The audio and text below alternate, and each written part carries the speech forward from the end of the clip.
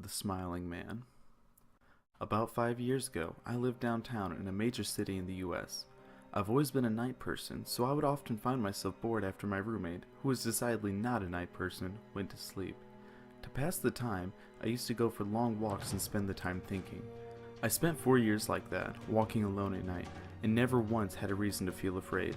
I always used to joke with my roommate that even the drug dealers in the city were polite, but all of that changed in just a few minutes one night. It was a Wednesday, somewhere between 1 and 2 in the morning, and I was walking near a police-patrolled park quite a ways from my apartment.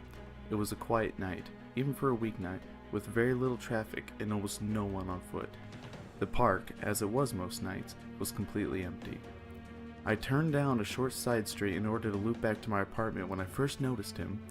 At the far end of the street, on my side, was the silhouette of a man dancing.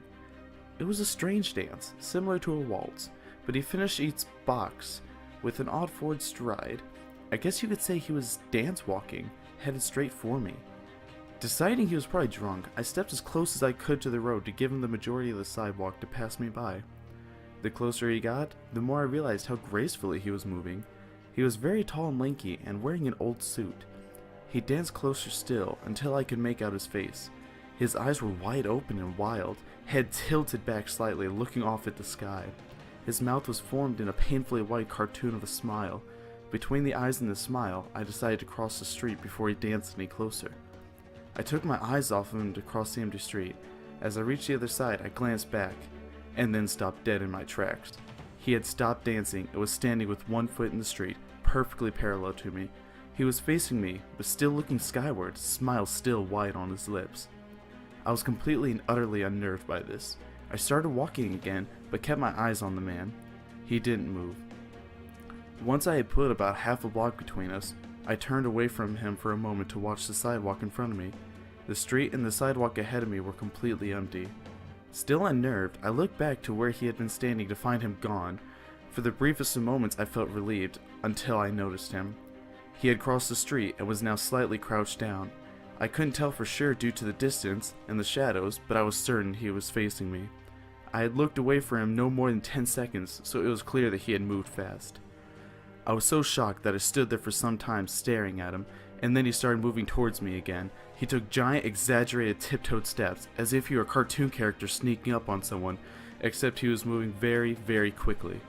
I'd like to say at this point I ran away, or pulled out my pepper spray or my cell phone or anything at all, but I didn't. I just stood there, completely frozen, as the smiling man crept towards me. And then he stopped again, about a car length away from me, still smiling his smile, still looking to the sky. When I finally found my voice, I blurted out the first thing that came to my mind. What I meant to ask was, "What the heck do you want?" in an angry and commanding tone. What came out was a whimper, "What the heck do you..." Regardless of whether or not humans can smell fear, they can certainly hear it. I heard it in my own voice, and that only made me more afraid. But he didn't react to it at all. He just stood there, smiling. And then, after what felt like forever, he turned around, very slowly, and started dance walking away. Just like that.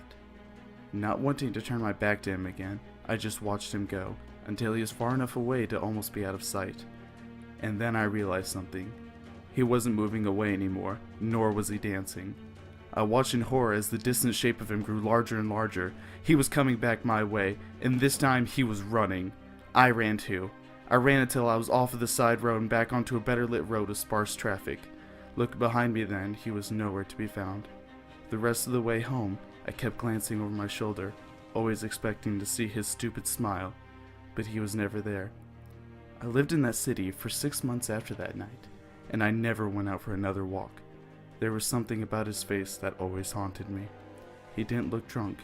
He didn't look high. He looked completely and utterly insane. And that's a very, very scary thing to see.